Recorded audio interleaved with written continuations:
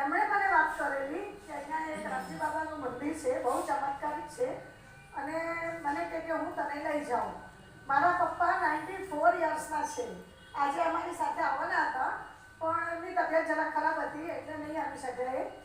તો એ મને અહીંયા લઈ આવ્યા. જ્યારે હું અહીંયા ફર્સ્ટ ટાઈમ આવી ત્યારે મને જે અનુભવ થયો એકદમ જબરજસ્ત અનુભવ થઈ ગયો કે જે અત્યારે પણ મારી એ જ અનુભવની સ્થિતિ છે. એ પણ હું તમને કહું, હું પોતે સાંઈબાબાની ભગત છું, સાંઈબાબાની ભક્તિ કરું છું. મારા ઘરે પણ ઘણા લોકો આવે છે, ઘરમાં જ પણ સાંઈબાબાનું મંદિર પણ છે. આ બેન અહીંયા બેઠા છે એ મુંબઈમાં મારા ઘરે ઘણીવાર દર્શન કરવા આવે છે. શું નામ? શકુબેન. એ શકુબેન જે અહીંયાના વતની છે એ મારા ઘરની બાજુમાં જ રહે છે અને ઘણીવાર એ મારા ઘરે દર્શન કરવા આવે છે. બાબાના દર્શન કરે, બધાને આનંદ થાય. એવી જ રીતે આપણ જે સદગુરુ છે આપણા રામજી બાબા, એમનો પણ અહીંયા ખૂબ જ ચમત્કાર છે. જેવી રીતે સાંઈબાબાનો મને દેખાય છે, હું સાંઈબાબાના અનુભવ લઉં છું, એવી રીતે રામજી બાબાના પણ મને અનુભવ થાય છે. એટલે મારા પપ્પા જ્યારે મને લઈ આવ્યા ત્યાર પછી જ્યારે પણ હું મુંબઈથી અહીંયા આવું એટલે ખાસ હું દર્શન કરવા આવું, શકુબેનને મળું અને ખાસ આવું. તો મને એમણે કીધું હતું કે રવિવારે અહીંયા સત્સંગ થાય છે તો તમે ગમે ત્યારે પણ આવો તો તમને લાભ મળે. એટલે મારી ઈચ્છા થઈ ગઈ, હું પછી ગઈકાલે જ આવી છું મુંબઈથી અને બસ મને થઈ જ ગયું કે હું સત્સંગમાં જાઉં કે મને પણ થોડોક લાભ મળે, કંઈ આનંદ આવે આપણને.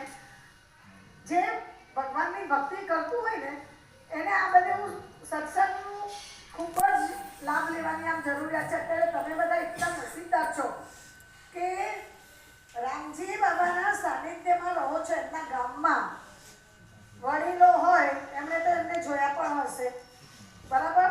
જેવી રીતે સાંઈબાબા પણ હતા ત્યારે બધા એ વડીલોએ જોયા હશે. આ કેવું છે કે આપણે જ્યારે સામે વ્યક્તિ હોય છે ને તો આપણને એની કદર નથી થતી કે આપણી સામે એકદમ વ્યક્તિ આવશે ને તો આપણને એની કદર નહીં. પણ જ્યારે માણસ નહીં હશે ત્યારે આપણને એની કદર સમજાય છે.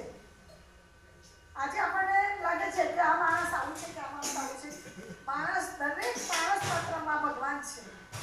અગર આપણે તમે કોઈ પણ વ્યક્તિને જુઓ ને તો એમાં તમને ભગવાન જ દેખાય.